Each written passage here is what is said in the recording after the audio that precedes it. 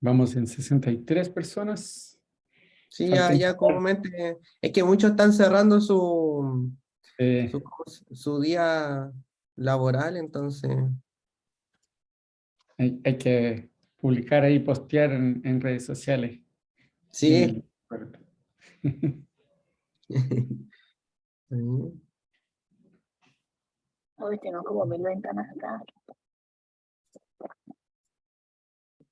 Ahí veo algunas preguntas. Mira, hay gente preguntando si va a haber demo de CloudFront. Va a haber una demo cortita, no va a ser una demo end-to-end, pero va a ser básicamente una demo demostrando algunos features específicos de CloudFront que son los que suelen ser preguntados en la certificación, ¿no? Entonces, pero no va a ser una demo desde cero, por decirlo, ¿no? Va a ser básicamente un showcase de los features.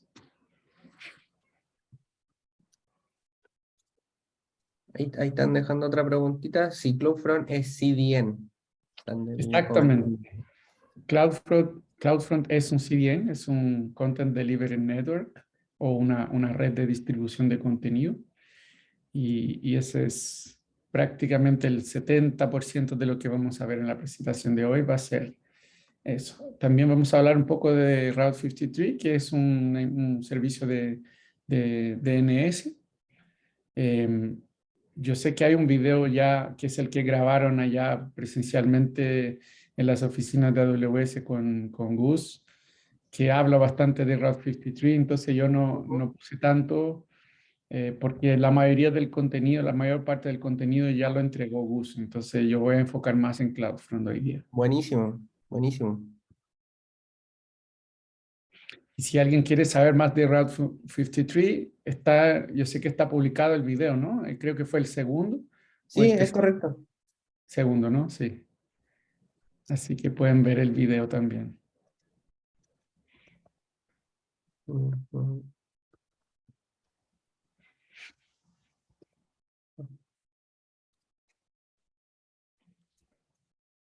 Sí, el video está en YouTube.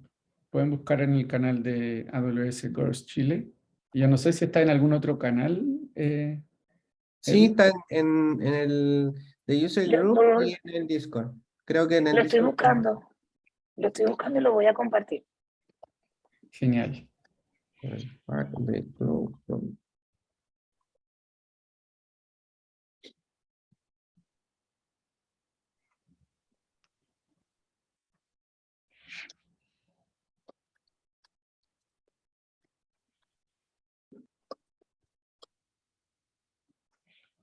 Ya vamos en 73.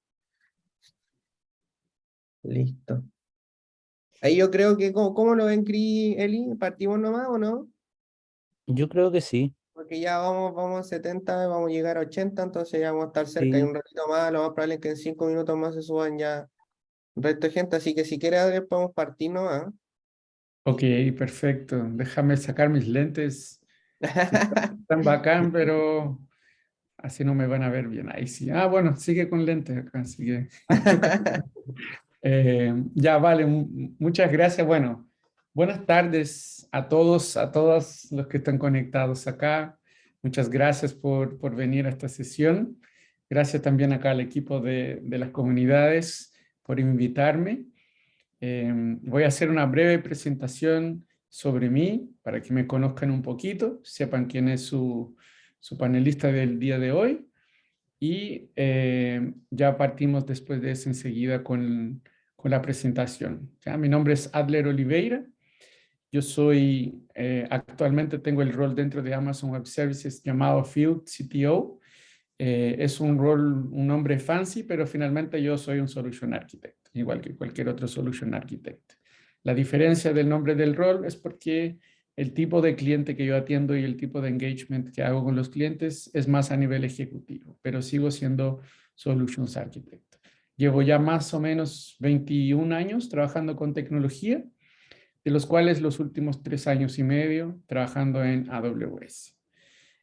Se van a dar cuenta rápidamente por mi acento, yo soy brasileño, pero llevo ya 12 años viviendo en Chile. Eh, tengo un background de desarrollo de software he trabajado de los 20 y tantos años trabajando, la gran mayoría fue trabajando con desarrollo de software, entusiasta del software libre, hago bastantes contribuciones, tengo muchas contribuciones en GitHub, se los puedo compartir más adelante al final de la presentación. Me gusta jugar con Internet de las cosas, construir cosas, jugar con hardware, jugar con periféricos y cosas así, y me gusta desarrollar emuladores de videojuegos, ¿no? Game Boy, NES y cosas así. Eso es un poquito el resumen ahí sobre mí. Y hoy en realidad vamos a hablar un poquito de lo que nosotros llamamos computación de perímetro, ¿ya? Yo voy a hacer una breve introducción de a qué me refiero con computación de perímetro, antes de efectivamente entrar a hablar de los servicios CloudFront y Route 53, que son servicios bien importantes para la certificación de Cloud Practitioner. Son servicios que suelen salir dentro de las preguntas en la certificación. Pero antes de eso quisiera explicar un poco y recordar un poco cómo funciona nuestra infraestructura global en AWS, ¿no? AWS, como usted bien sabe, está compuesto por muchas regiones distribuidas globalmente en todos los continentes. Y esas regiones son los clusters de data center donde está alojado todos los servicios de Amazon Web Services. Muy bien. Ahora, además de estar alojados los servicios en estas regiones, hay muchas necesidades por parte de nuestros clientes de acceder a contenido, de acceder a websites, de consumir videos, imágenes, y a veces los clientes no están físicamente cerca de esos data centers. ¿Qué significa eso en la práctica?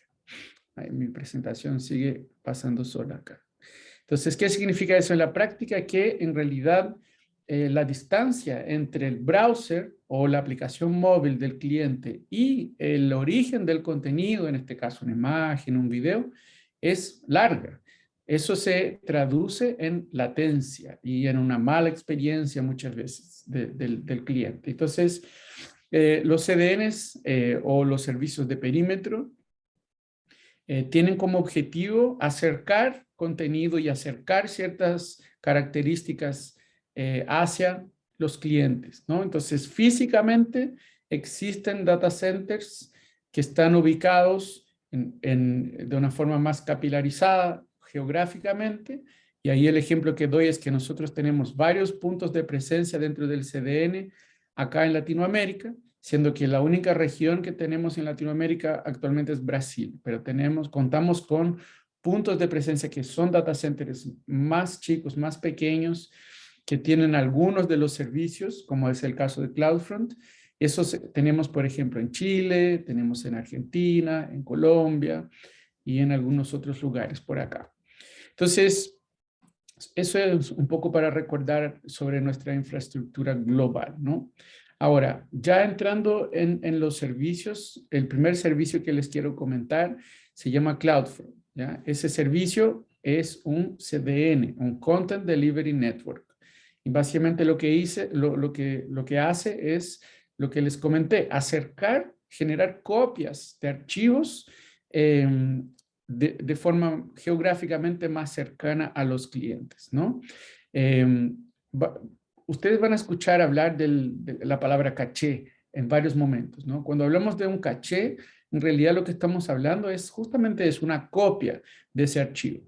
Entonces, si tu servidor, el servidor que genera ese archivo, donde está almacenado ese archivo, está ubicado, por ejemplo, en una región en Estados Unidos, tener una copia local en un data center en Chile o en Argentina, está trayendo ese contenido al final más cercano al cliente que lo está consumiendo. Y eso no solo para Latinoamérica, para cualquier parte del mundo también. Imagina si tus clientes o tus usuarios están, no sé, en Asia o están en Europa, tener una copia de esos archivos almacenados cercano a esos usuarios hace con que el tiempo de carga de páginas web, aplicaciones móviles, videos, imágenes sea mucho más corto. Entonces entrega una mejor experiencia de usuario.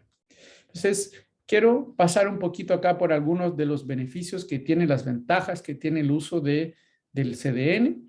Y esas son preguntas que pueden aparecer también en la certificación.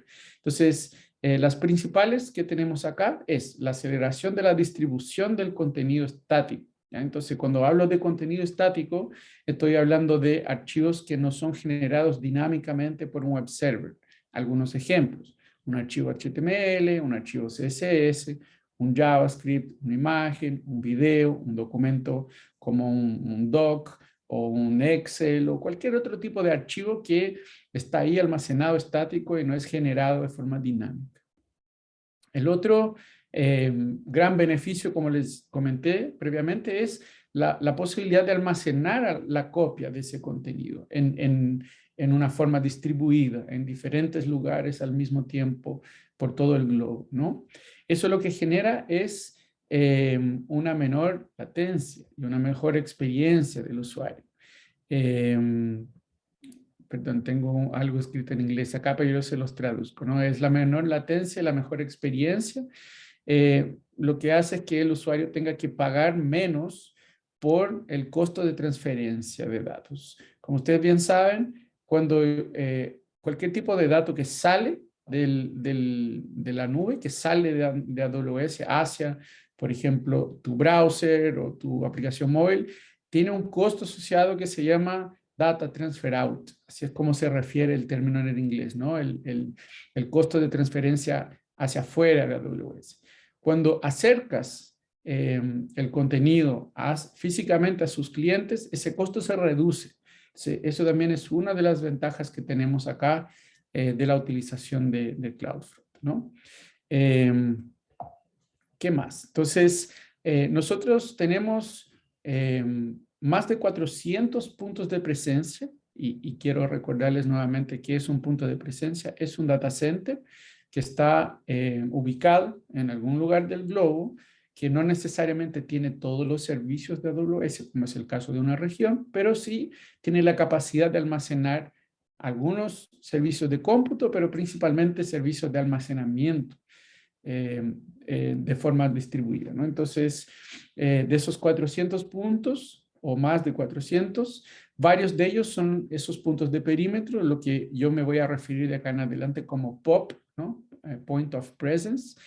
Y además existen algunos otros data centers que son llamados cachés regionales, que básicamente es una extensión de la región con el único propósito y objetivo de almacenar esas copias de archivos, ¿no? Y esos están distribuidos, como pueden ver ahí en el slide, en diferentes lugares del mundo, en diferentes, principalmente cerca de los centros poblacionales. Entonces, como la idea es acercar justamente el contenido a las personas, cualquier lugar que tenga una densidad grande de personas, nosotros vamos a estar ahí poniendo diferentes puntos de presencia, ¿no? Dentro de Latinoamérica, como ya se los comenté, tenemos puntos de presencia en Argentina, en Chile, en Colombia, y 2 en Brasil, uno en São Paulo y uno en Río de Janeiro. Entonces, además, están también disponibles en otros lugares, en otras regiones dentro del globo, en otros continentes también. Bien, entonces, ¿cómo funciona y cuáles son las ventajas de acercar ese contenido hacia los clientes, ¿no? Entonces, normalmente cuando desde tu browser tú consumes o accedes a un contenido, a un archivo, por ejemplo, una imagen, el camino entre la petición que se generó de tu browser y hasta llegar al servidor, que muchas veces está en una región en Estados Unidos, es un camino largo que salta por diferentes servidores. A eso le llamamos hops, ¿no? Entonces, la petición va pasando desde tu computador hasta tu ISP local. De tu ISP local probablemente pasa por unos 2 o 3 otros ISPs dentro del país, hasta entrar en algunos de los hubs que entregan el tráfico por cables que muchas veces pasan debajo del mar y cruzan continentes y pueden cruzar miles de kilómetros hasta llegar a otro ISP que hace otros saltos por ahí hasta llegar en la red de AWS, que es lo que llamamos backbone. Y una vez que entra a la red de AWS, recién ahí tiene un camino más directo hacia el servidor que contiene el contenido, ¿ya? Entonces, al tener tantos saltos, la petición por cada nuevo salto se genera procesamiento, que por ende se traduce en costo, y se genera también pequeños milisegundos de latencia que se van acumulando por cada uno de esos saltos hasta llegar al destino final. Eso es lo que se traduce en una mala experiencia. Eso es lo que genera lo que llamamos latencia, que es el tiempo de carga, el tiempo de respuesta de esa petición. Cuando nosotros traemos o acercamos el servicio físicamente, por ejemplo, usando un POP, un punto de presencia acá en Chile, yo que estoy en Chile, puedo acceder al archivo desde mi browser. La petición va a salir de mi browser hasta al ISP local. El ISP local probablemente tenga una conexión directa hacia un punto de tránsito de AWS, acá mismo dentro del país, y a partir de ahí, todo el camino hasta llegar a mi servidor es un camino directo, es un camino que no hace tantos saltos, no pasa por diferentes servidores. Entonces, eso te entrega una experiencia más estable de navegación. Ese es el gran objetivo, es el gran punto de lo que entrega CloudFront como servicio, ¿no? Y CloudFront muchas veces ni necesita hacer ese camino todas las veces que hay una petición a ese archivo. La idea es que después de la primera petición a ese archivo, después de la primera vez que CloudFront descargó ese archivo y generó la copia local, a partir de ahí, durante un tiempo determinado que nosotros vamos a ver más adelante, que se llama TTL, durante ese tiempo el archivo va a estar a disposición de todos los clientes que están físicamente ubicados cerca de ese punto de presencia. Hay entonces, como pueden ver, diferentes beneficios para diferentes tipos de entrega de contenido. Todo lo que es contenido estático, como los archivos que yo mencioné anteriormente, ¿no? Imágenes, videos, scripts, eso se entrega directamente de la copia local. Pero ¿qué pasa con esos archivos que son generados en el servidor, ¿no? Son archivos dinámicos, como por ejemplo, no sé, cuando estás logueando y entras a una página que es específica para ti y que es diferente para cada uno porque tiene, por ejemplo, información acerca tuyo, tu nombre de usuario, alguna configuración. Ese tipo de contenido dinámico no se puede cachear, no se puede generar una copia local porque probablemente cambia en el tiempo y cambia por cada persona. Entonces, para esos casos, igual hay ventajas por parte de CloudFront, que una de ellas es lo que comenté, ¿no? Una conexión más estable. Entonces, aunque tengas que ir hasta la origen, que por ejemplo puede ser una región en Europa o en Estados Unidos, vas a ir por un camino más corto y más estable, que es por el backbone de AWS. Además, CloudFront tiene la capacidad de hacer algo que voy a comentar ahora, que se llama terminar las conexiones TCP y TLS. Déjame explicar bien qué significa eso, ¿no? Cuando estás consumiendo algún tipo de contenido, cuando le haces request, cuando le das enter, le escribes una página, un dominio en el browser y le pones enter, se establece una conexión TCP entre tu browser y el web server que va a responder tu petición, ¿ya? Ese web server, esa conexión TCP que ocurre a nivel de red capa 4, ocurre directamente entre el punto de presencia, en este caso el data center donde está hospedado CloudFront y tu browser.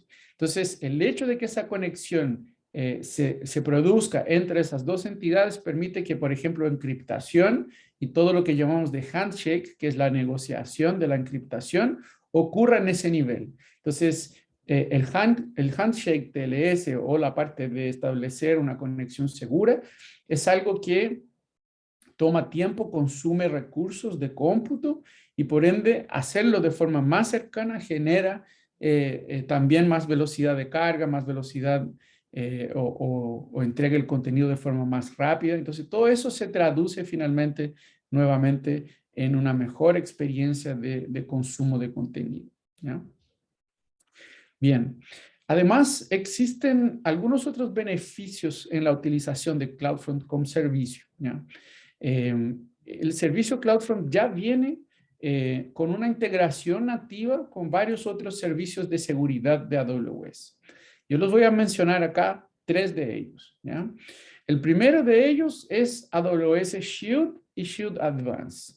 Entonces, AWS Shield lo que hace es que ofrece una protección contra el tipo de ataque que nosotros llamamos DDoS, ¿no? Distributed Denial of Service. ¿Qué significa eso y qué es ese tipo de ataque?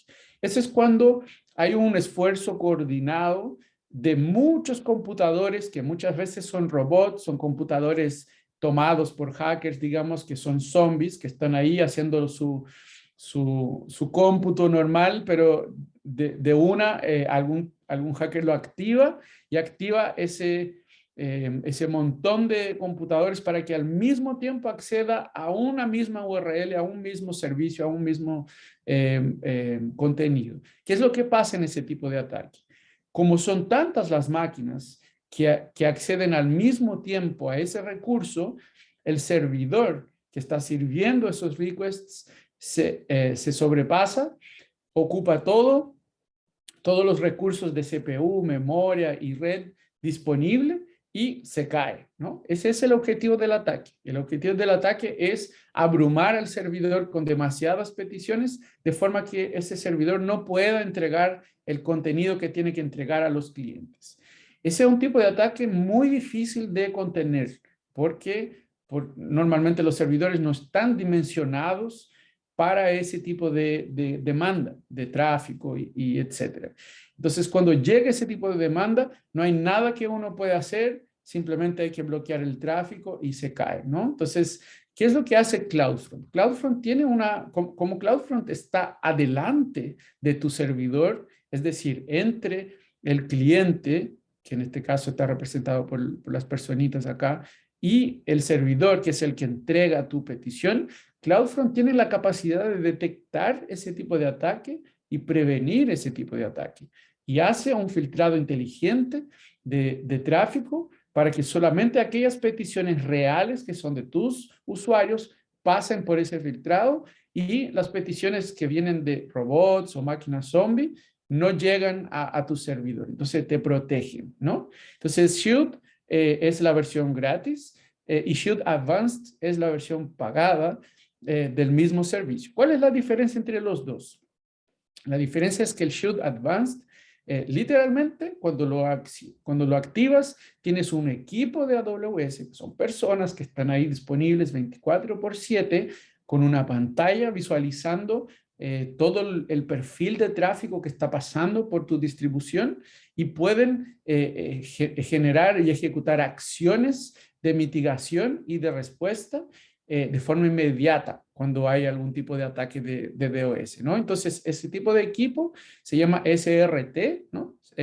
Service Response Team, y ese equipo de respuesta es un equipo dedicado a ti una vez que tienes activado y habilitado el servicio Shield Advanced. Eso viene junto con CloudFront, es parte tiene la integración nativa, ¿no?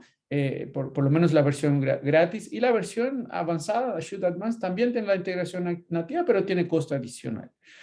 Además, hay otros servicios como AWS WAF, ¿no? Web Application Firewall, que también tiene integración nativa con tu CloudFront. ¿Qué es lo que hace WAF? Te permite generar y crear reglas que te protegen contra otros tipos de ataques.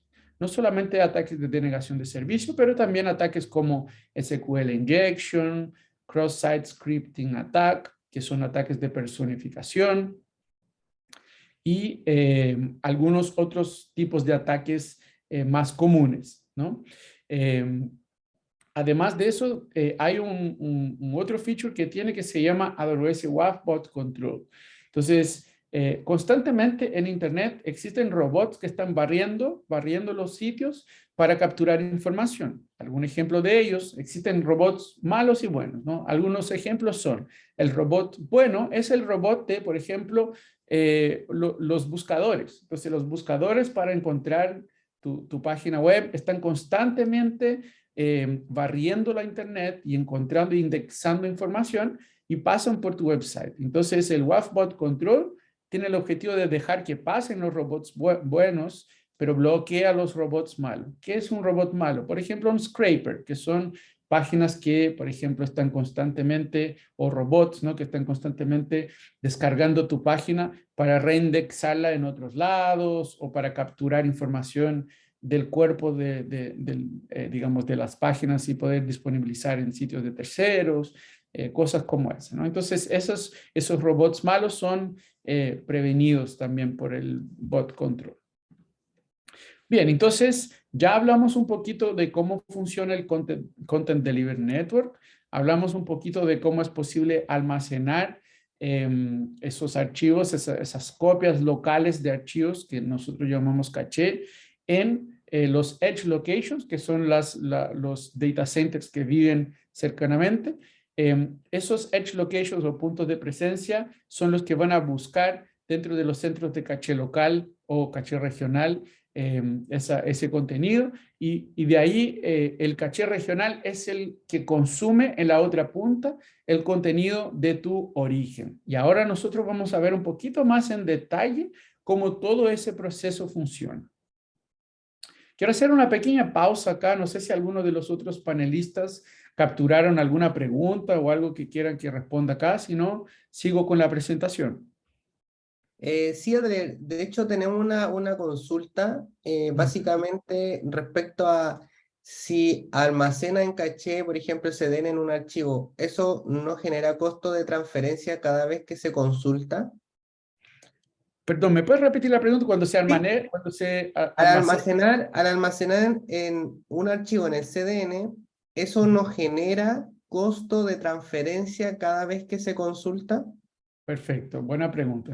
Sí se genera costo de transferencia, pero el costo es más bajo. Yo le explico por qué.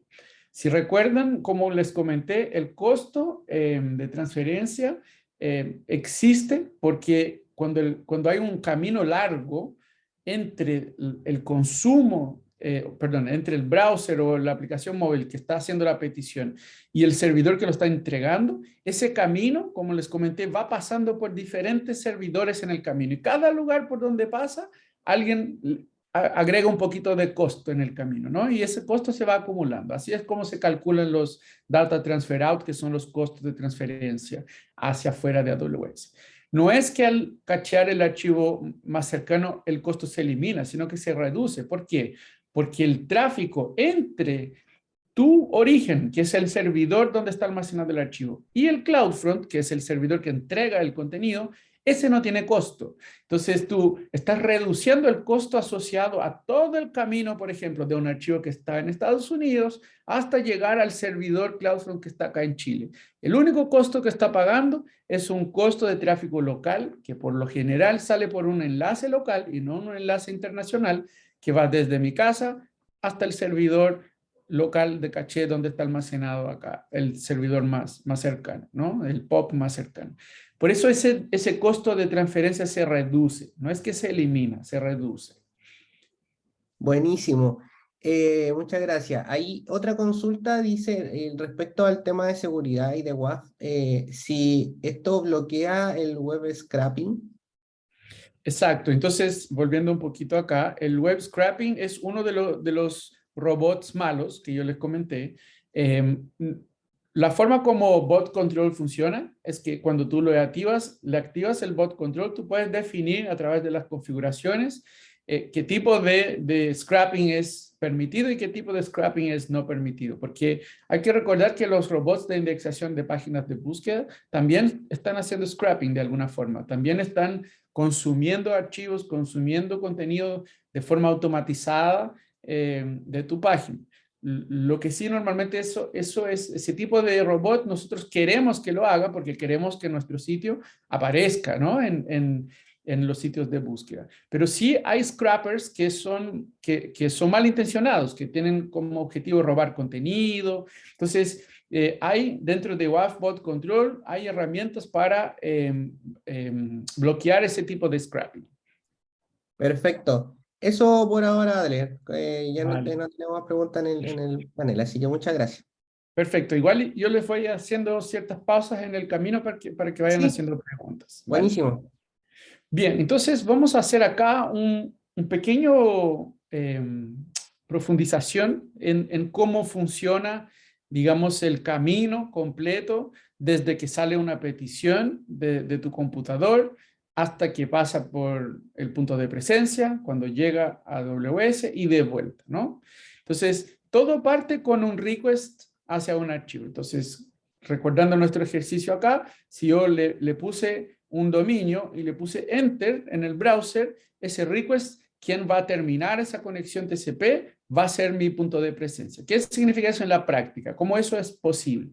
Eso es porque el DNS, el dominio asociado al DNS, o el DNS asociado al dominio, sabe que quien responde por ese dominio es CloudFront. Y eso nosotros vamos a ver un poquito más adelante cuando hablemos de la configuración de Route 53. Entonces, Route 53, en este caso, le va a decir a tu browser, mira, la IP que estás buscando este contenido es esa. Y es una IP de uno de los puntos de presencia de CloudFront. Enseguida lo que hace CloudFront es que va a hacer esa petición, en caso de que no encuentre ese archivo en su caché local, va a hacer la petición al origen. ¿Qué es el origen? El origen puede ser un bucket S3, una máquina en S2, una máquina virtual, puede ser algún servidor que esté fuera de AWS también. Imagina que tú tienes tu servidor en tu garage, hay un computadorcito sirviendo contenido. Tú puedes usar CloudFront adelante de tu servidor de garage también para sacar esa información, ese archivo y almacenar en caché local. Yo no recomiendo tener un servidor en un garage, pero en el caso de que lo tengas, también te puedes servir CloudFront para eso, ¿no? Entonces, una vez que CloudFront consume el archivo original desde su origen, ahí es donde CloudFront genera una copia local, ¿ya? Y entrega la respuesta hacia el cliente que hizo la petición. Y a partir de ahí, el archivo está disponible, está almacenado por un tiempo específico dentro de la copia local, ¿ya? Hay algunas cosas que quiero apuntar acá. Primero es que las distribuciones de CloudFront, una vez que tú las activas, son globales. Es decir, tú tienes la opción de almacenar copias de archivos en todos los 400 plus puntos de presencia que existen de forma global. Obviamente eso se hace bajo demanda, es decir, siempre que hay una nueva petición en uno de los países o en uno de los lugares globales, ahí es donde se genera el almacenamiento. Quien decide cuál punto de presencia te va a entregar es el servidor del DNS. El servidor del DNS usa una técnica para encontrar el punto de presencia geográficamente más cercano a ti y a ese punto de presencia le va a resolver ese DNS. Y a partir de ahí, el punto de presencia que está cercano, geográficamente cercano a ti, es el que va a entregar ese contenido, sea desde el caché local o sea porque rescató del origen por primera vez, digamos, el archivo o el contenido. ¿Ok? Entonces, ese es un poquito el flujo, cómo funciona. Y ahí ahora vamos a pasar, perdón, ahí está, sobre algunas de las configuraciones y algunos términos que yo voy a utilizar para explicar esas configuraciones. Entonces, durante las explicaciones, ustedes me van a escuchar o ya me han escuchado hablar mucho del servidor de origen, ¿no? El servidor de origen nada más es que donde está almacenado el contenido original. En nuestra foto acá, el origen, por ejemplo, de los archivos JPG, de los JavaScripts, de los PDFs y HTMLs, están acá dentro de Amazon S3. Además, yo puedo configurar múltiples orígenes. Entonces, por ejemplo, puedo tener todo lo que es contenido dinámico, configurado, por ejemplo, en un Elastic Load Balancer. Es un load balancer que puede estar balanceando diferentes máquinas virtuales con web servers que generan contenido dinámico. Entonces, eso también puede ser uno de mis orígenes. Y también puedo tener servicios como el caso de Elemental Media Store, que es uno de los servicios de media que tenemos en Amazon Web Services, que básicamente lo que hace es la entrega de video on demand y video en vivo, ¿no? Para los que conocen sitios como Amazon Prime o Twitch, ese video que se está entregando, que se está generando, es entregado desde Amazon Elemental Media Store. Entonces, todos esos pueden servir como diferentes orígenes, ¿ya? ¿Qué más? Entonces, cuando yo hablo de política de protocolo de lectura, ¿no? Tiene que ver con cuál es el protocolo que voy a utilizar para establecer una conexión entre mi fuente de contenido y el browser. Y como opciones tenemos HTTP o HTTPS, ¿ya? Son las opciones de HTTP y HTTP cifrado, básicamente, ¿no? Cuando me escuchan hablar de TTL o el periodo de expiración, esos son configuraciones que se hacen en el origen y que se entregan a través de las cabeceras, ¿ya? Los headers. Entonces, cuando CloudFront va a consultar por un archivo dentro del origen, el origen le dice, mira, el TTL o el tiempo de vida, el tiempo de expiración de ese archivo es, por ejemplo, 3.600 segundos, como es este caso. Entonces, si vemos este ejemplo, S3, que es el origen, le dice a CloudFront que el TTS es 3.600 segundos. En este caso ya el load balancer le va a decir, mira, el TTL son solamente 5 segundos.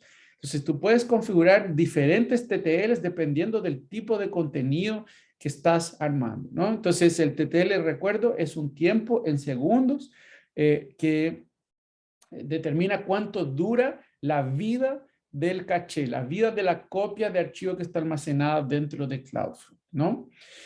También me pueden escuchar hablar de los query strings. Entonces, para los que están familiarizados con desarrollo web, son aquellos parámetros que uno le pasa después de la interrogación que va en la URL. Esos parámetros normalmente existen para justamente avisar o hacer saber al servidor que el contenido dinámico que está generando tiene ciertos parámetros y le ayuda a tomar la decisión sobre ese contenido dinámico.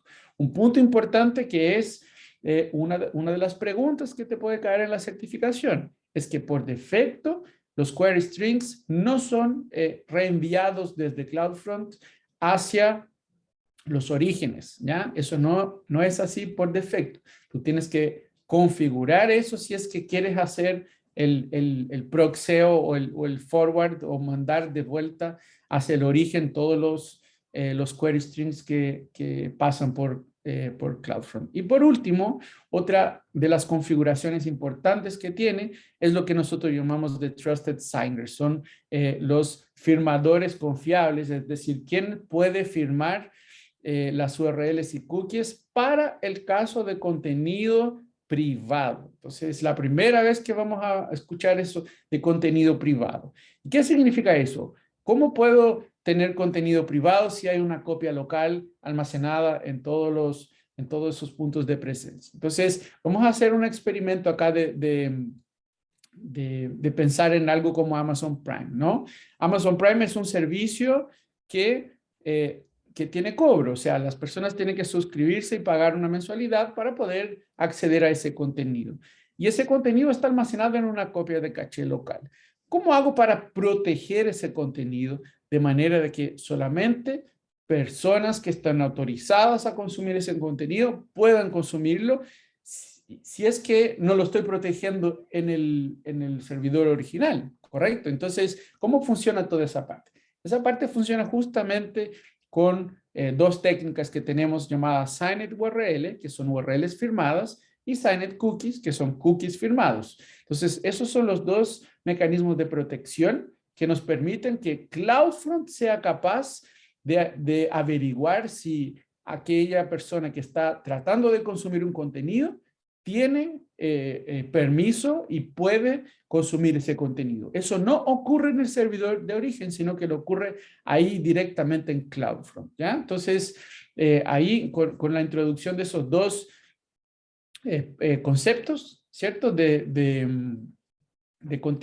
protección de contenido, nosotros vamos a ver con detalle cómo eso funciona también, ¿ya?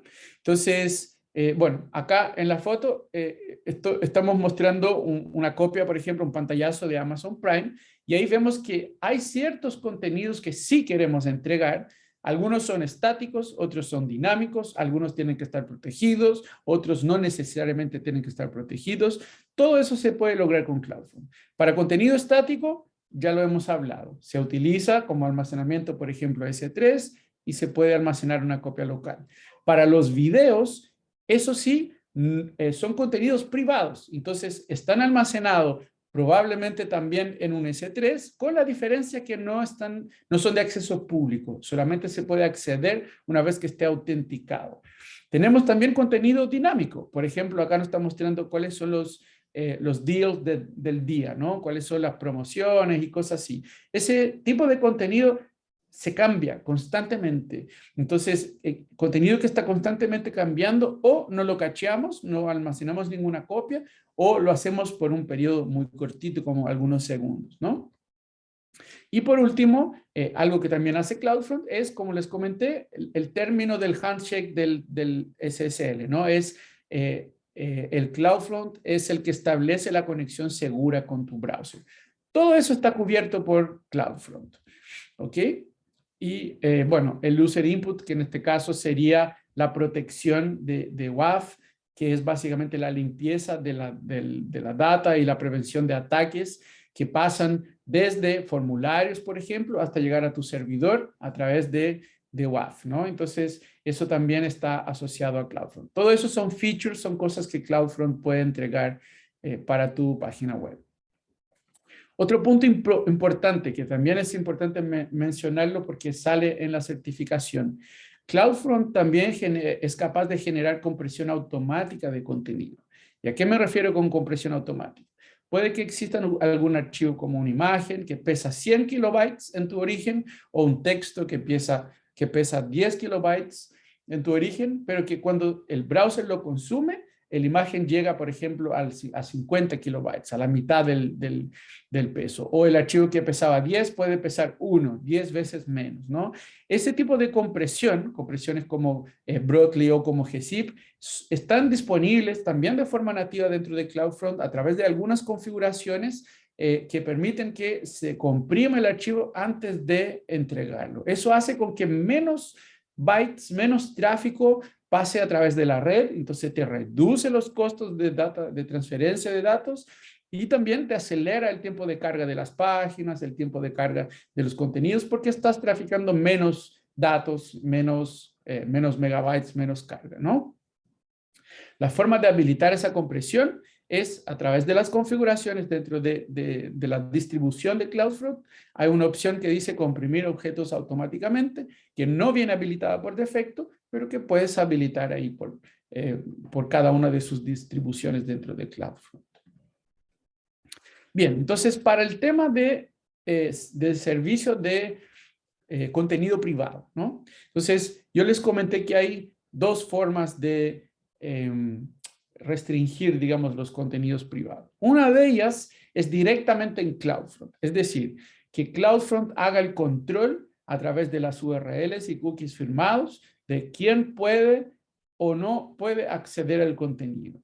La siguiente forma es a través de lo que nosotros llamamos OAI, ¿no? Que es la sigla en inglés, pero en español sería la identidad de control de acceso, que es una configuración que restringe el acceso en el origen de forma exclusiva a CloudFront, ¿ya? ¿Qué significa eso en la práctica? Que si yo tengo un contenido disponible en mi origen, por ejemplo, en un bucket S3 o en un load balancer, y yo activo el OAI, lo que ocurre es que ese contenido deja de estar disponible vía S3 y deja de estar disponible vía load balancer o S2 o lo que sea. Solamente la única entidad que puede acceder a ese contenido es CloudFront, y cualquier usuario que quiera consumir el contenido tiene que sí o sí pasar a través de CloudFront. Esa es una forma de proteger además contra aumento de costo, o proteger. Imaginen la situación donde yo tengo disponible tanto la URL generada por CloudFront como el origen. Un usuario, un cliente, con un poco más de conocimiento podría simplemente agarrar la URL que apunta al origen e ignorar mi distribución CloudFront, ¿no? Entonces, para no ocurrir eso, tú puedes restringir el acceso en el origen. Y de hecho, eso es una de las cosas que vamos a ver acá en nuestra demo del día de hoy. ¿Ok? Entonces, ¿cómo hago entonces la parte de la restricción a través de URL y cookies firmados, ¿no? Entonces, acá el usuario parte por hacer una petición que llega al Edge Location, a CloudFront. A partir de ahí se hace la petición al origen, pero cuando yo intento hacer la petición directamente hacia el origen, rechazado. Entonces, ese es el caso de la protección que yo les comentaba del acceso al origen, ¿no? Bien, entonces para la configuración de URLs firmadas, ¿qué tengo que decidir entre URLs firmadas o cookies firmados? Y ahí depende un poquito del caso de uso que estás haciendo. Y yo voy a dar algunos ejemplos acá. Las URLs firmadas se hacen para restricción de archivos individuales. Imagina que yo quiero compartir un archivo que se va a descargar muchas veces. Por ejemplo, imagina que yo desarrollé mi software y quiero almacenar el instalador de mi software en el S3 y lo quiero proteger con un CloudFront y mi página web apunta un link a ese instalador, pero solamente personas que están logueadas pueden acceder a ese instalador y pueden descargar mi software. Ese es un caso para la URL firmada. Yo conozco muy bien cuál es el archivo que estoy protegiendo. Yo sé cómo lo quiero proteger. Es un solo archivo o algunos pocos archivos. En este caso tiene mucho más sentido utilizar las URLs firmadas. ¿Por qué? Porque es una firma para un archivo. Yo no puedo decir, fírmeme estos 100 archivos o estos 1000 archivos, o decirlo de forma automatizada, cualquier archivo que aparezca yo quiero firmar. Para eso existen los cookies firmados. Pero para los archivos individuales, sí, las URLs firmadas son la mejor opción. Ya para el siguiente caso, donde yo tengo archivos que se están generando constantemente y que están, por ejemplo, pueden ser archivos que están siendo subidos vía upload por mis clientes, y yo quiero restringir el acceso a esos archivos a que solamente clientes y usuarios autenticados puedan acceder a esos archivos. Entonces la mejor opción es la utilización de cookies. ¿Por qué? Porque la cookie se genera en el mismo momento donde yo autentiqué. Y una vez que se genera la cookie, esa cookie viaja en el header de mi petición, se almacena en el dispositivo y a partir de ahí todas las nuevas peticiones de cualquiera de esos archivos van a enviar en su cabecera esa cookie que va a ser validada por CloudFront en este caso. Quiero hacer una breve pausa para responder más preguntas. No sé si por ahí... Buenísimo. Sí, tenemos varias preguntas. Dale, vamos. Vamos a partir con la del chat. Preguntan, ¿CloudFront se mantiene siempre sincronizado con el servidor de origen? Muy bien, muy buena pregunta. Entonces, la forma como funciona CloudFront es bajo demanda. ¿A qué me refiero con eso? Que si no hay nadie haciendo peticiones a tus archivos, CloudFront no va a ir al origen a pedir informaciones de los archivos. A partir del momento que hay una petición por ese archivo, lo primero que va a hacer CloudFront es preguntar, ¿tengo una versión, una copia de ese archivo? Y va a averiguar eso. Imagina que lo encuentre una copia de ese archivo. Entonces CloudFront se hace la segunda pregunta, que es, ese archivo, ¿cuándo fue la última vez que lo descargué? Hace 2 días. ¿Cuál es el TTL del archivo? Son 24 horas. Entonces ese archivo no sirve. Entonces el CloudFront lo que hace ahí, recién pide una versión actualizada de ese archivo hacia el origen, vuelve a almacenarla y ahí lo entrega directamente al cliente. Y ahí la segunda petición va a pasar por ese mismo proceso, pero va a encontrar el caché localmente, va a ver que el tiempo, el TTL, o sea, la expiración todavía no ocurrió, el archivo está válido dentro del caché y ahí se lo va a entregar directamente sin preguntar nuevamente al origen. No es que CloudFront vaya al origen de forma activa a mantenerse sincronizado con el origen, sino que es bajo demanda. Perfecto, buenísimo. Muchas gracias. Y otra pregunta dice, ¿cómo se hace el cálculo en el DNS para el TTL? El cálculo en el DNS, el cálculo del TTL no se hace en el DNS. La forma como se define el TTL es que tu origen tiene que tener una política y la forma como esa política se entrega hacia CloudFront es a través de las cabeceras, ¿no? Entonces, imagina que CloudFront literalmente está haciendo un request, está haciendo un requerimiento de un archivo hacia el origen. En la respuesta de ese archivo hacia CloudFront, viaja una cabecera con configuraciones sobre ese archivo. Y en esa cabecera está la política de tiempo de expiración. Entonces, CloudFront lee del origen y es el origen es el que informa a CloudFront por cuánto tiempo CloudFront debe almacenar una copia válida de ese archivo. Y ahí CloudFront se va a configurar basado en esa política. Si no hay una política por parte del servidor de origen, CloudFront asume la configuración por defecto que lo puedes hacer tú al momento de la construcción, de la creación de tu distribución de CloudFront. Tú puedes definir un TTL por defecto, ¿ya? Y eso ocurre al momento en que estás configurando CloudFront. Creo que respondí la pregunta. Perfecto. Súper. Otra pregunta que tenemos. ¿CloudFront se puede integrar con servicios serverless como Fargate, API Gateway o Lambda? Por supuesto que sí. Cualquier servicio que sea capaz de responder una petición HTTP o HTTPS es un candidato para la utilización con CloudFront. CloudFront finalmente lo que hace es consumir estos servicios de forma a través de HTTP como si fuera un consumo de un cliente cualquiera. La diferencia es que tú sí puedes configurar esas políticas, por ejemplo, de restricción a través de las cabeceras, a través de las cookies, pero más allá que eso, se puede utilizar detrás de CloudFront cualquier servicio que te entregue acceso vía URL. Entonces estamos hablando de Fargate, de los servicios, no sé, ECS, EKS, API Gateway, por ejemplo, también es otro. El mismo Lambda Invocation, que es posible generar una URL de invocación Lambda también. Y cualquier otro servicio que te permita invocar a través de una URL HTTP. Buenísimo. Otra consulta. ¿Cuál sería, pregunta Pablo, cuál sería entonces la desventaja de comprimir los archivos? Porque se habló de las ventajas y quiere saber si existe una desventaja de comprimir los archivos. Ok.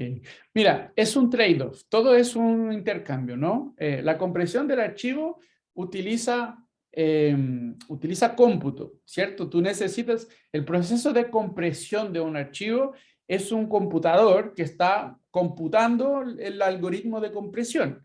Y eso tiene un costo asociado. Y es por eso que cuando la opción en CloudFront viene deshabilitada por defecto, porque cuando la habilitas, hay un pequeño costo asociado a la compresión. Entonces, ¿cuál es el intercambio que estás haciendo? ¿Cuál es el trade-off que estás haciendo? Finalmente estás pagando un poquito más para entregar mejor experiencia al cliente. Es decir, menos datos siendo traficado por la red y una carga más rápida de tu website o de tu aplicación, de tus imágenes, videos. O sea, el intercambio que se hace es ese. Se baja el costo de data transfer, se sube un poquito el costo de procesamiento y se disminuye también el tiempo de respuesta. Ese es básicamente las ventajas y desventajas que uno tiene que llevar en cuenta.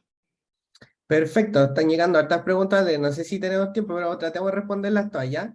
Vamos. ¿Cómo se puede testear los tiempos de entrega de CloudFront y la latencia si no puedes estar en todo el mundo? ¿Una VPN? Pone entre paréntesis. Qué buena pregunta. Mira, no hay una forma sencilla de consumir todos los contenidos desde todas las partes del mundo al mismo tiempo para hacer alguna suerte de benchmark. Yo creo que VPNs podría ser alguno de esos mecanismos, pero la pregunta que yo hago va mucho más allá que eso, que es ¿por qué querrías hacer algo así? ¿No? Yo creo que lo importante es el benchmark que importa acá es cuál es la diferencia entre consumir ese archivo de su origen y consumir ese archivo desde CloudFront. Y ese es el benchmark que lo puedes hacer y no importa dónde estés en el mundo y que hagas ese benchmark, siempre va a ser más rápido descargar o cargar la página desde CloudFront, ¿ya? Entonces, efectivamente, yo no te podría decir, mira, esa es la métrica en todo el mundo, a menos que tú estés recolectando analíticas, ¿no? Entonces, por ejemplo, es posible que si es un single page application o algo que esté en la punta de recolectando analítica de tiempo de respuesta, y eso volviendo a subir a un repositorio centralizado, ahí recién podrías saber cuál es el tiempo promedio de entrega de ese contenido en todo el mundo, ¿no? Pero fuera de eso, no tendría mucho sentido tomar esa métrica. Buenísimo. Otra consulta, ¿esa cookie firmada que viaja en el header está encriptada? Correcto. Entonces, la cookie como tal, para decir que una cookie está encriptada, depende de por dónde está viajando esa cookie, ¿no? Si está viajando vía HTTPS, es decir, está viajando a través de una conexión segura, una conexión cifrada, la cookie va cifrada también. La misma conexión HTTPS, el protocolo SSL que se establece entre los dos servidores, es responsable por cifrar la cookie y enviarla en el camino de forma cifrada, ¿ok? Si la cookie no está cifrada, es decir, yo estoy accediendo vía HTTP y no HTTPS, la cookie en sí no está cifrada, pero el contenido, es decir, la firma sí está cifrada y va cifrada utilizando, digamos, el certificado asociado al dominio. Entonces, ¿qué es lo que pasa con eso? De que como va cifrado con un certificado asociado al dominio, el servidor puede corroborar de que la entidad que firmó es la entidad correcta que pertenece al dominio correcto, ¿no? Así es como funciona todo tipo de cifra basada en llave pública, llave privada, más certificado, ¿no? Así es como funciona el HTTPS por lo general. Así que en Perfecto. ambos casos, la cookie tiene digamos, la forma de corroborar de que no haya sido modificada y cosas así. Buenísimo. Acá otra pregunta de Karen Cifuentes dice, ¿y cómo responde a los errores? Sé que con la versión que ya tiene hasta que consiga una nueva versión actualizada. Perfecto. Déjame entender a qué se refiere con errores, porque finalmente el CloudFront funciona como un proxy, ¿ya? Entonces, si el CloudFront imaginemos el siguiente caso, ¿no? El archivo existe en el origen y alguien lo borra del origen, ¿ya? Pero CloudFront tiene una copia. Entonces, CloudFront, mientras dure el TTL, mientras el tiempo de vida de expiración de ese archivo existe, CloudFront va a seguir entregándolo a menos que tú hagas un proceso que se llama invalidation o cache invalidation, ¿no? Que lo vamos a ver un poquito más adelante. Y ahí en este caso sí se borra el caché y ahí te va a empezar a entregar un error 404. Eso para archivos que son estáticos. Para archivos que no son estáticos, que son dinámicos, recuerda que CloudFront traspasa directamente la petición al origen. Entonces, si genera un error, como un 500 o un 400 algo, en el origen, el CloudFront va a recibir ese error y lo va a pasar de vuelta el error hacia el browser. Es decir, cuando veas el error en la pantalla, es exactamente el mismo error que te entregó el origen. Perfecto. Aquí nos pregunta otra participante, ¿CloudFront asociado a un Route 53 para un API Gateway privado? Bueno, el API Gateway privado no te va a funcionar con CloudFront por la misma razón que dice el nombre, es privado. Un API Gateway privado está disponible hacia tu VPC, es decir, tiene una IP, o sea, el DNS que se resuelve de ese punto de invocación se resuelve a una IP privada, accesible solamente desde adentro de tu VPC, ¿no? Pero sí es posible utilizar un CloudFront adelante de un API Gateway público y utilizar, digamos, los mecanismos que tiene API Gateway de restricción de acceso para poder proteger ese punto de API y además entregar el punto de conexión HTTP de ese API Gateway dentro de un POP, ¿no? De un punto de presencia. Es decir, cuando estoy accediendo al API, quien está respondiendo es CloudFront, pero finalmente la comunicación entre CloudFront y el origen ocurre por el backbone de AWS y los típicos mecanismos de seguridad del API Gateway aplican también para esos casos de API Gateway a través de CloudFront. Buenísimo. Acá Karen pregunta nuevo, dice, si el TTL ya está caducado, ¿simplemente no lo deja disponible el archivo? No lo deja disponible. Si el TTL está caducado, lo que hace CloudFront es ir a buscar nuevamente el contenido al origen. Ese es el comportamiento que tiene CloudFront. Perfecto. Otra consulta acá de Giovanni dice, al comprimir una imagen de algún portal, ¿se correría el riesgo de que la calidad de la imagen baje al momento de ser presentada al usuario final? Perfecto. Buena pregunta. Las compresiones que se utilizan de esos archivos son las compresiones que comenté anteriormente, gzip, y ese tipo de compresión es lo que llamamos de compresión sin pérdida, ¿no? Se podría, existen otros tipos de compresión que generan pérdida de calidad, pero las compresiones de GZIP son compresiones que existen para disminuir al máximo el tamaño de un archivo, generando el mínimo posible de pérdida. Entonces, las compresiones en pérdida básicamente te permiten volver al estado original de las imágenes. Por ende, no hay pérdida de calidad, ni en las imágenes ni en el vídeo, para ese tipo de compresión específica, ¿no? De GZIP. Claro, perfecto. Y me van quedando ya dos últimas. Dice, Edgar dice, ¿es cierto que CloudFront no acepta requests que contengan get más body? Sí, o sea, entiendo que, no sé si entiendo bien la pregunta, pero todos los métodos que están disponibles para la respuesta de cualquier petición HTTP están disponibles en CloudFront también. Incluso lo puedes configurar en CloudFront. ¿Cuáles son los métodos a que responde? Puedes responder a get, a put, a option, puedes responder a post. Esos son configuraciones que lo puedes hacer en CloudFront y determinar y definir cuáles son pass-through, es decir, cuáles van directamente al origen, cuáles se bloquean y cuáles se responde desde CloudFront. Perfecto. Listo. Vamos viendo. Dice, ¿qué pasa si CloudFront se cae? Bien, mira, CloudFront es un servicio global que no está atachado específicamente a la infraestructura de ninguna región en particular. Esos son data centers que viven completamente aislados de las regiones. ¿Qué quiero decir con eso? Que incluso cuando hay un problema en una región, el CloudFront puede sobrevivir. Ahora, ¿qué pasa si ese data center, imaginemos el caso, ¿no? Se cayó un meteoro en ese data center. El CloudFront funciona como una entidad distribuida.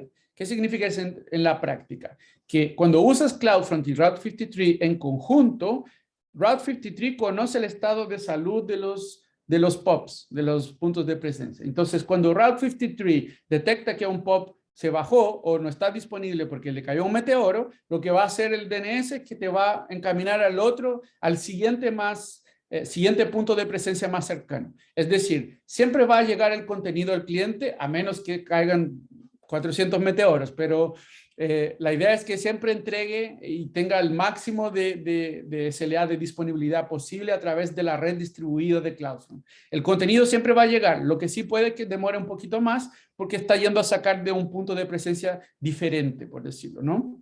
Buenísimo. Muchas gracias, Adri. Ahí Alejandro dice que eres un crack y Samuel dice muchas gracias por leer nuestras preguntas y responderlas. Así que estupendo. Muchas gracias, Adri. Ahí no te interrumpimos por el momento, así que puedes continuar. Muchas gracias. Dale, genial. Yo voy a correr porque vamos llegando ya al tiempo y quisiera mostrar rápidamente la demo. Entonces vamos a pasar rápidamente por acá en el proceso, digamos, de la URL firmada. Yo por ahí vi que había una pregunta preguntando cómo funciona, ¿no? Es bien sencillo, la verdad. Acá, si quieren, esa presentación se la vamos a compartir igual, pero pueden sacar pantallazo. Para la URL firmada, básicamente se utilizan las credenciales temporales que se generan con un servicio llamado STS, que es el servicio que hace hablar en tu origen con el CloudFront, y basado en esas credenciales se generan la firma, y la firma se firma usando esas credenciales. Es decir, cuando la credencial expira, a partir de ahí la URL firmada deja de funcionar también. Y esa es una forma de protegerse, porque imagina el caso, yo acabo de generar una URL firmada, la publiqué en Twitter y tengo mucha gente descargando el archivo usando esa URL y ya no quiero más, quiero bloquear el acceso a ese archivo. Pero la URL ya está firmada y tiene un TTL de, no sé, 48 horas. ¿Qué hago? ¿Tengo que esperar todo eso? No, yo puedo borrar las credenciales asociadas a la firma y eso va a bloquear el acceso inmediatamente. Entonces, así es como funciona la URL firmada. Para el caso del cookie, como yo les había comentado, lo que va firmado es el cookie. Entonces, el cookie viaja en la cabecera de todas las peticiones que hace tu browser hacia CloudFront. Siempre va en la cabecera la cookie que está almacenada, a menos que limpies la cookie. Y en este caso, tendrías que autenticarte nuevamente, ¿no? Porque durante el proceso de autenticación, ahí es donde se genera la cookie firmada y se queda almacenado ahí en el browser. es bueno comentarte que la SDK de AWS, tanto para aplicaciones móviles como para clientes, digamos, browsers, ambos van a lidiar y hacer toda esa complejidad, digamos, de la firma, de generar la cookie, de refrescar y todo eso de forma automática. No tienes que preocuparte con eso porque eso ya lo hace la SDK. Entonces, ahí el tip es siempre utilicen la SDK para configurar ese tipo de acceso, ¿no? Bien, entonces, pasando acá rapidito, vamos a la parte de identidad de acceso. Como les comenté antes también, es posible bloquear el acceso directo hacia el origen. Ya pasé por eso, entonces voy a pasar rápido por acá. Ya expliqué que se puede bloquear el acceso directo al origen. Ya hablamos un poquito sobre la expiración de contenido también. Entonces, ¿qué otras formas, además del TTL, existe para expirar ese caché o borrar esa copia, ¿no? Bueno, el TTL es la mejor forma, siempre va a ser la mejor forma. Tú lo configuras, tú determinas el tiempo y después de ese tiempo, todas las peticiones o la siguiente petición va a ir a buscar el archivo fresco y se va a generar de nuevo el caché.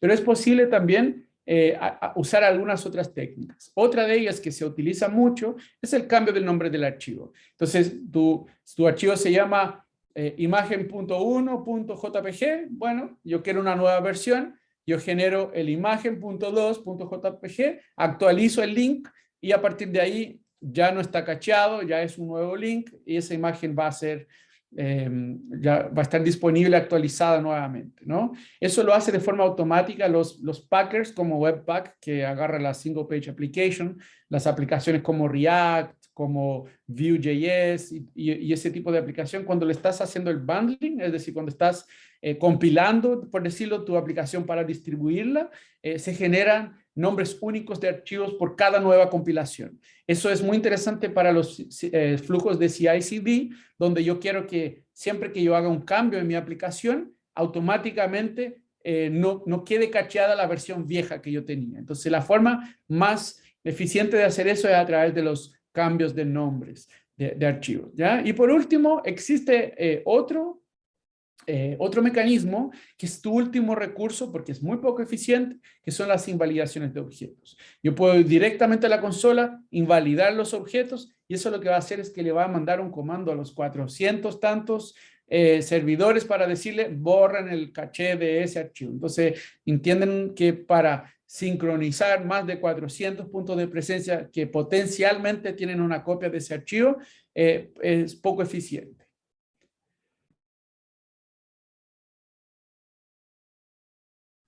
Bien, perdón. Entonces, también les comenté sobre el soporte SSL. Los certificados van configurados directamente en CloudFront. Se pueden almacenar dentro de un servicio llamado Amazon Certificate Manager o ACM. Entonces, puedes generar desde ahí mismo tu certificado o puedes hacer el upload de un certificado generado fuera. Hace el Certificate Manager y utilizar estos certificados para firmar las cabeceras HTTPS dentro de CloudFront, ¿no? De esa forma, la comunicación se establece de forma segura entre el browser y CloudFront. Bien. ¿Qué más? Acá es un poco más de lo mismo, ya lo hemos hablado, toda esa parte también ya lo hemos hablado.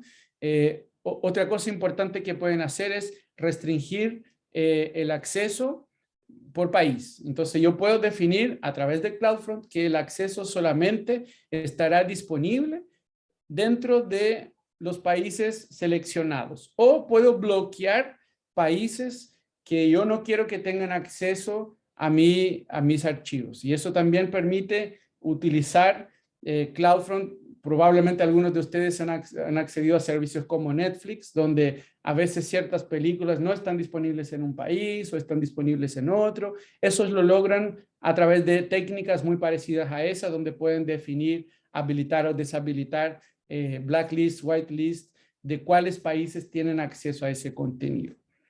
Mira, yo quiero encerrar la parte de CloudFront por acá, nos va quedando poco menos de 15 minutos. Yo quisiera hacerles la demo finalmente la parte de Route 53 no la alcanzamos a hacer, pero como les comenté, ya hay una sesión completa o donde su mayoría hay una sesión completa de Route 53 que está disponible en los canales de YouTube, que los vamos a compartir o ya hemos compartido.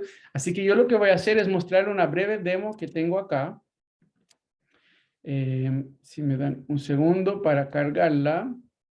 Ahí está. Entonces yo tengo una aplicación que yo creé acá, bien sencilla. Déjame ver si puedo compartirla. Vamos a ver. Avísenme por favor si ven mi pantalla.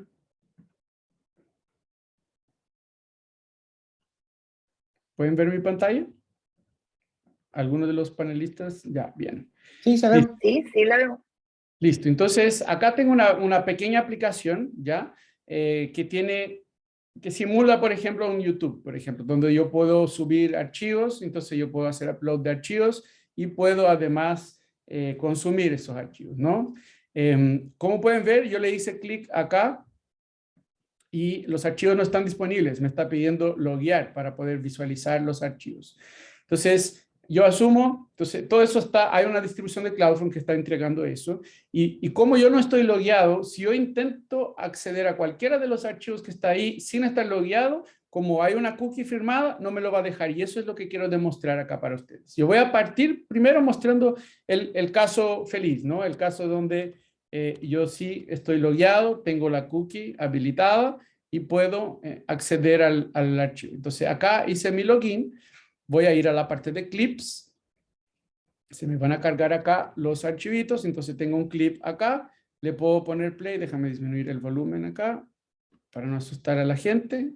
Listo, entonces tengo un clip, estoy consumiendo, entonces ese contenido que está acá está almacenado en CloudFront, o sea, lo estoy consumiendo desde CloudFront. En algún momento CloudFront fue a mi origen, tomó el archivo y lo trajo y lo almacenó en una copia local.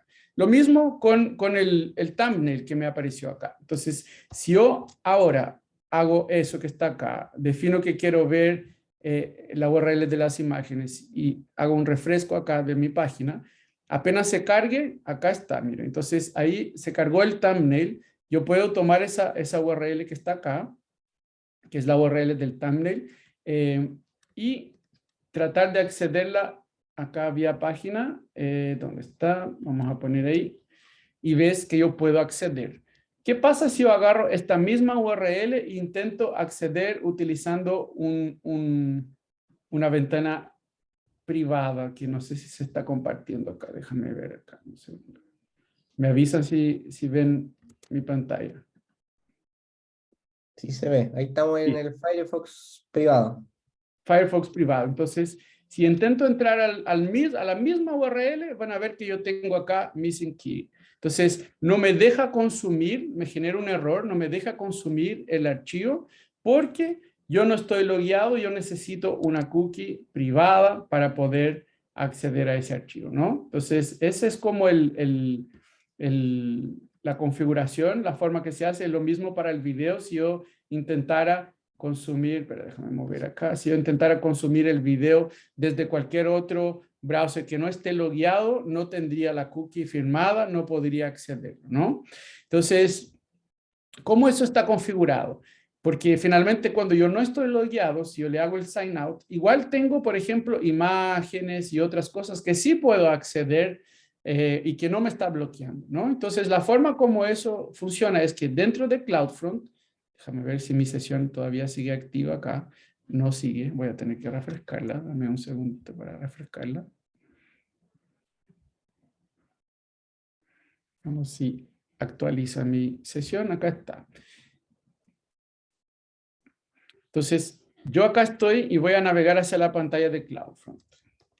Entonces, dentro de CloudFront, como les comenté, está el concepto de las distribuciones. Y las distribuciones, ¿dónde está? Ahí está. Dentro de las distribuciones, perdón, me metí a CloudFormation.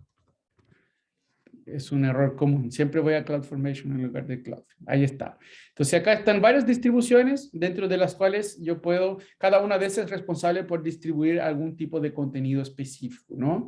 Yo voy a ir a la distribución que tengo, déjame recordar cuál era de ellas, creo que era esta que está acá. Entonces, esta distribución tiene varias configuraciones, ¿ya? Entonces, primero, el origen. Acá es donde yo defino cuál es el origen de mi página web. En este caso es un bucket S3, ¿no? Entonces el origen ya está acá configurado. Yo podría agregar otros orígenes y no necesariamente tendrían que ser un S3, podría ser un S2, un load balancer. Después yo tengo lo que yo les llamo behaviors. Los behaviors son los que permiten crear diferentes comportamientos basados en el tipo de ruta de acceso a los archivos. Entonces yo acá fijé de que todo lo que esté dentro de la carpeta clips o de la ruta clips va a tener el behavior que está acá arriba y por defecto todo lo demás va a tener el behavior que está acá abajo. Entonces si yo pongo editar el behavior por defecto, vamos a ver que yo no dejé habilitado acá la parte de restricción de acceso. Dice, ¿restringir el acceso a los visitantes? No. Es decir, cualquiera puede acceder.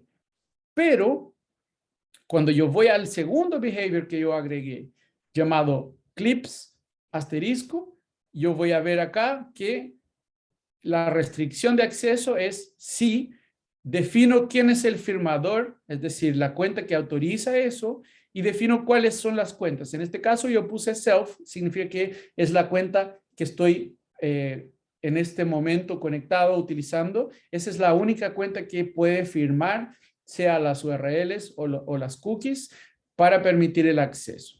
Con eso yo ya fui capaz de restringir el acceso solamente para quienes están conectados. En este caso, yo usé una integración con Cognito. Cognito es el servicio de autenticación, que es el que está finalmente generando la cookie. Entonces, ¿quién genera la cookie en este caso? Es Cognito, que está integrado acá con mi CloudFront para poder generar esa restricción de acceso, ¿no?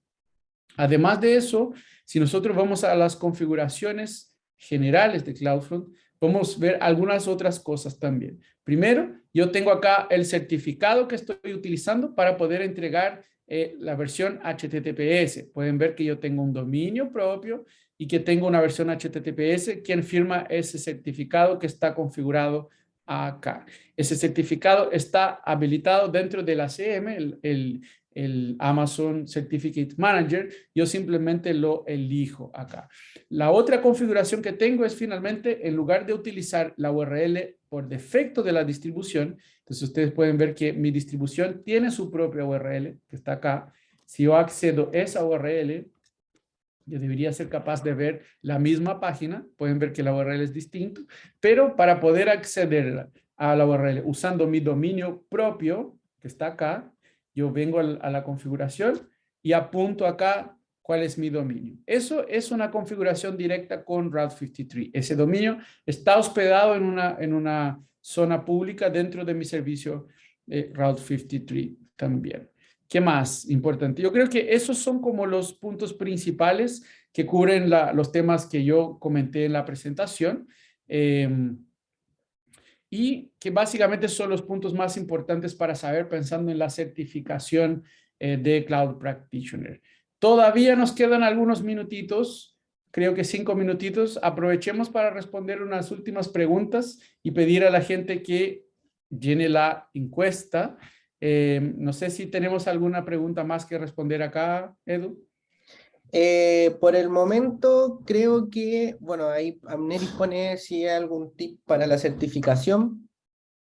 Sí, mira, para la certificación, específicamente Cloud Practitioner, lo importante es entender cómo funciona CloudFront en relación a los orígenes, entender cómo se pueden proteger los contenidos. Entonces, por ahí van a haber preguntas de qué tipo de protección para contenido privado existe, ¿no? Entonces podemos hablar de Signed URLs y Signed Cookies. Esas son las dos formas de proteger. También van a haber preguntas sobre cómo proteger el contenido en el origen. Es a través del OEA. Entonces, básicamente yo ya cubrí prácticamente todo lo que normalmente sale en esa certificación en particular. Así que ni un tip Buenísimo. específico. Descarguen la presentación y por ahí van a tener el material que se va a utilizar ahí para estudiar, digamos, para la certificación. Buenísimo, buenísimo. No, nada, ahí, a ver, creo que no hay más preguntas. Dice, bueno, Eva, los otros ya, las otras preguntas fueron respondidas. Dile, hola, ¿cuánto tiempo te tomó conocer todo esto de AWS?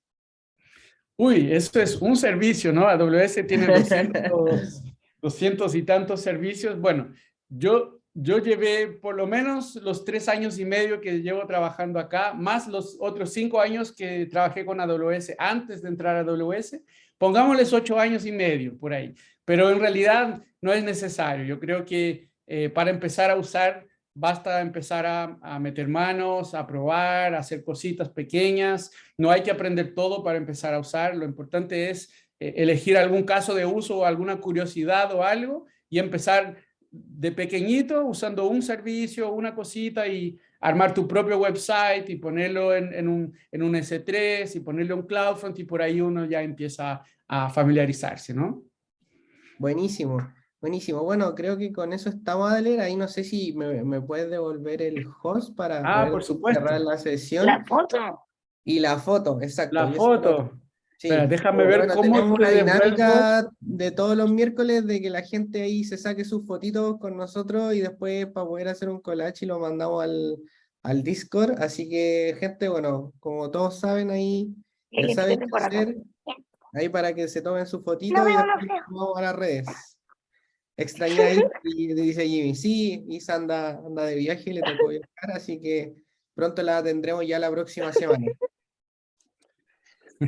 Creo que te pasé el host, así que me avisas si Dale, te... buenísimo, sí, de hecho lo tengo ahora, exactamente. Así que ahí chicos, todos si quieren tomarse una fotito, yo voy a tomar la fotito correspondiente, así que Yo también.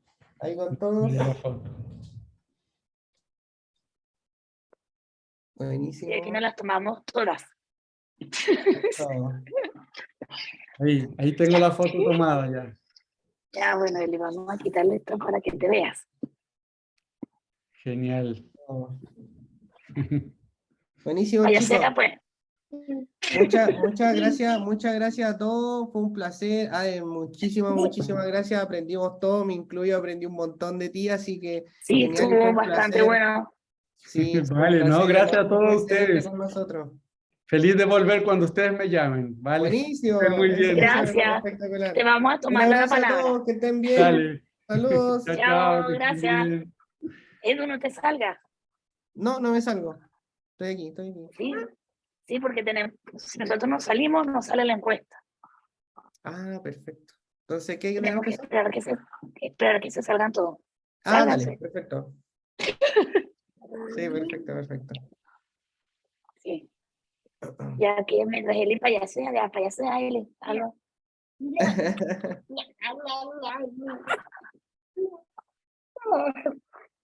Aquí, sí tengo que responder yo las preguntas para que vean. Por eso no respondí mucho. Tengo que responder la pregunta con una por acá en un lado y la otra por la otro lado en cada mano. Sí, sí, así que no me quiero ir, dice Jimmy. Jimmy hay que irse. Y subo a la casa.